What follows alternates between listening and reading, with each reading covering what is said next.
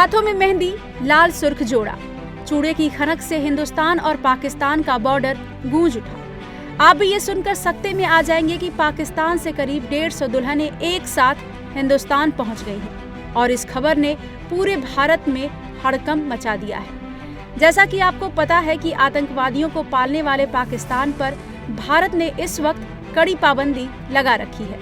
परिंदा भी पाकिस्तान से हिंदुस्तान में पर नहीं मार सकता जब तक कि पाकिस्तान आतंकवाद पर लगाम नहीं लगाता।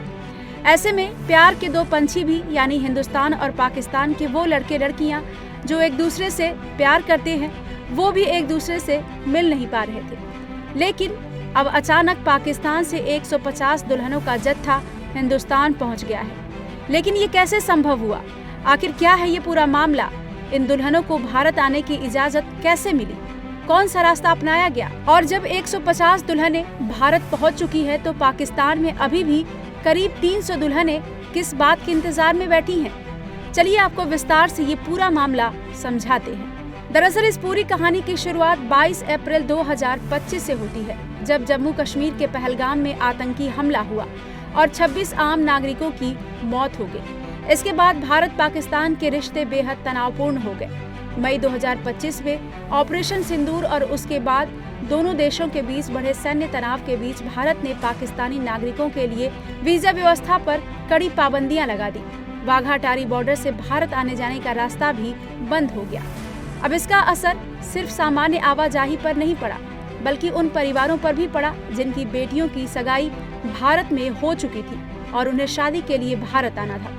इसका असर पाकिस्तान के सिंध प्रांत की उन लड़कियों पर भी पड़ा जो सदियों से भारत के लड़कों से शादी करती आई हैं। लेकिन दो देशों की लड़ाई की वजह से ये शादियां लटक गई थी। दरअसल पहले सिंधी परिवार आसानी से वाघा अटारी बॉर्डर के रास्ते भारत आते थे, लेकिन वीजा पाबंदियों के बाद करीब 150 पाकिस्तानी दुल्हनों की शादियां अटक गईं। भारत में उनके होने वाले पति और परिवार इंतजार करते रहे, लेकिन बॉर्डर और वीजा पाबंदियों ने इन रिश्तों के रास्ते बंद कर दिए।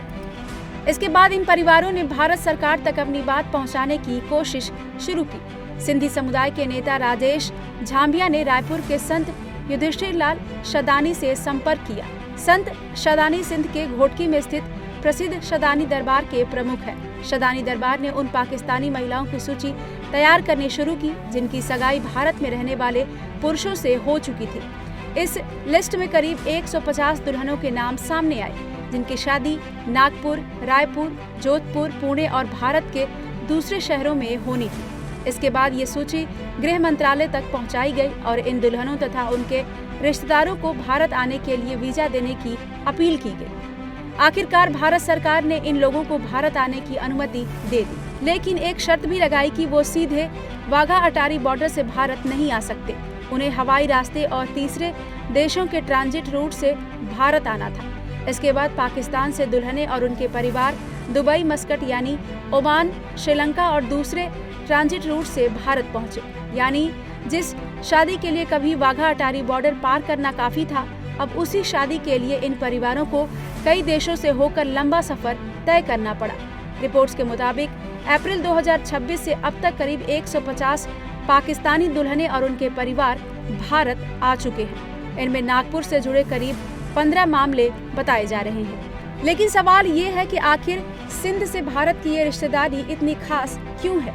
तो इसकी जड़ें सिर्फ आज की शादियों में ही नहीं, बल्कि बंटवारे से पहले के इतिहास में दर्ज है। सिंध और आज के राजस्थान, गुजरात और भारत के दूसरे हिस्सों के बीच सदियों से सामाजिक, पारिवारिक और सांस्कृतिक रिश्ते रहे हैं। साल 1947 में देश के बंटवारे ने लोगों को दो देशों में जरूर बांट दिया, लेकिन कई परिवारों के रिश्ते और परंपराएं पूरी तरह खत्म नहीं हुई। सिंधी समुदाय के परिवार आज भी दोनों तरफ रिश्तेदारी बनाए हुए हैं और इसी वजह से सीमा पार शादियों की परंपरा भी जारी रही। आपको बता दें, पाकिस्तान में अभी भी करीब 300 महिलाएं ऐसी हैं जिनकी भारत में शादी होनी है और वो वीजा का इंतजार कर रही हैं। राजेश झामिया ने भारत सरकार से इन महिलाओं के लिए भी वीजा जारी करने की अपील की है। यानी एक तरफ आतंकवाद और सुरक्षा को लेकर भारत पाकिस्तान के रिश्तों में कड़वाहट है, बॉर्डर पर सख्ती है, वीजा पर पाबंदियां हैं, लेकिन दूसरी तरफ ऐसे परिवार हैं जो कहते हैं कि रिश्ते सरहदों से पुराने हैं। 150 दुल्हनें आखिरकार भारत पहुंच चुकी है, लेकिन 300 और दुल्हनों की आंखें अभी भी उस फैसले पर टिकी हैं जो उनकी शादी और उनके नए जीवन का रास्ता खोल सकता है। अब सवाल यही है कि क्या उन 300 दुल्हनों के लिए भी भारत आने का रास्ता खुलेगा? क्या सरहद की सख्ती के बीच रिश्तों के लिए कोई और रास्ता निकलेगा, या फिर इन दुल्हनों का इंतजार अभी और लंबा चलेगा? Bureau report, TNP news.